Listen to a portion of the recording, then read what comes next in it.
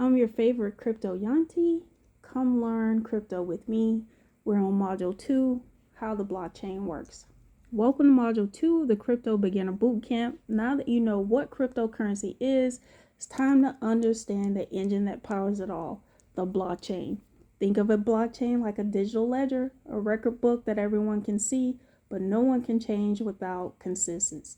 Now, the way that I like to think of the blockchain is like an Excel spreadsheet. Most people have dealt with that. It's something that you save, and it's made up of blocks. It looks like pages in that ledger book, and each block contains a list of transactions. It's the same as with an Excel spreadsheet or with your bank statement. I think the bank statement makes the most sense because like once you spend it, you can't really go back and take it off of what you spent. It'll show that you got a refund or something, but it'll always forever say you spent X dollars at X time for whatever you bought it for.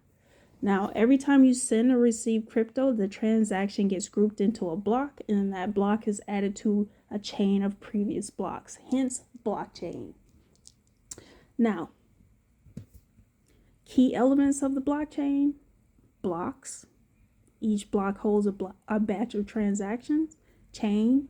Blocks are linked chronologically and cryptographically.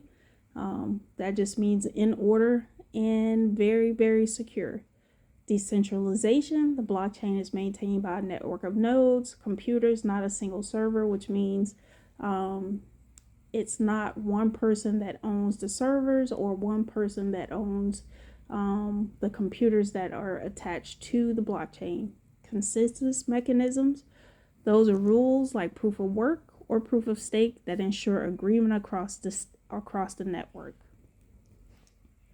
Now let's take a break here and try to explain proof of work. So think of proof of work like a big math competition. Everyone on the network is racing to solve a big puzzle. And you guys have seen some of those math challenges where you have the kids with the rubrics blocks. So the first one to solve it gets to add the next block, which means you get to earn a reward, which means if you're doing this for the blockchain, for the Bitcoin network, you get to earn a Bitcoin. This requires a whole bunch of computing power. The more power you have, the better odds of you have of winning it. So that's proof of work. Proof of stake is more like a raffle or the lottery, and it's based on how many coins you hold. Instead of solving puzzles, you stake your coins to help secure the network. The more you stake, the higher your chances of being chosen to validate the next block. It uses way less energy than Bitcoin, and it is considered faster. So some coins that use that are Ethereum and Solana. There's a few others out there that use it, but those are the top two. Now let's get back into it about why blockchain matters.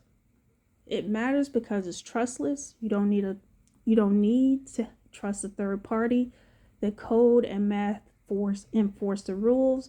It's transparent. Anyone can see it. The entire history of transactions. It's tamper resistant. Once data is added, it's nearly impossible to change without controlling 51% of the network. And blockchain technology is used in more than just money. It powers smart contracts, NFTs, DeFi platforms, supply chain tracking, and more. So this isn't just tech talk. Blockchain is disrupting industries. It's going to be in everything, guys. Finance, healthcare, gaming, even identity. But it's still the early days, and you're getting in at a time when the smartest thing you can do is understand the foundation before you start trading or building. So next module, we will break down the different types of cryptocurrencies from Bitcoin and Ethereum to stable coins, meme tokens. So let's just keep building and try to remember as much as you can, because at some point we'll have to talk about those EFTs as well.